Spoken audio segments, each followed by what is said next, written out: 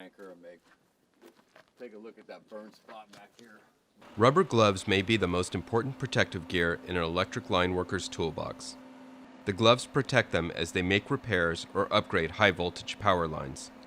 PG&E doesn't leave it to chance that the gloves are manufactured without defects. A team of 3 lab workers tests every piece of the company's personal protective equipment: rubber gloves, rubber blankets, line hose, jumpers, and hoods. 100% of all the linemen, qualified electrical workers in our system, rely on these gloves.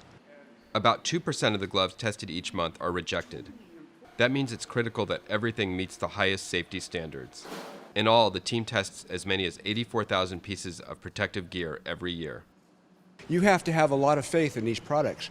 When you reach out and grab 21,000 volts, you got to know that you've got a quality product on your hand. The testing happens in a warehouse at the Emeryville Repair Facility. First, the gloves are visually inspected and inflated to look for obvious physical defects. If they pass those tests, they're placed in this machine and filled with water. An electrode goes in each glove. The gloves are then subjected to 21,500 volts of electricity for 1 minute. If there's a failure, even as small as a pinpoint, an alarm sounds in the test chamber and the glove is removed and made unusable. It's nice knowing that when the guys grab the equipment, they're going to be safe. To make the process more environmentally friendly, the lab workers are in the process of designing a system to recycle the 14 gallons of water used to test each batch of gloves. The lab also is involved in recycling the failed rubber products to keep them from reaching landfills. Lab workers currently are testing the newest incarnation of the rubber glove. PG&E worked with the manufacturer to create a glove that's more ergonomically sound. PG&E is the first utility in the United States to use the new gloves.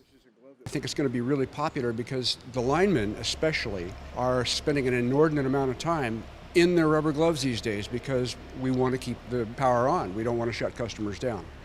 Nothing is more important than helping ensure that electric workers are safe when restoring power or upgrading electric lines. As the lab's motto says, your safety is our business.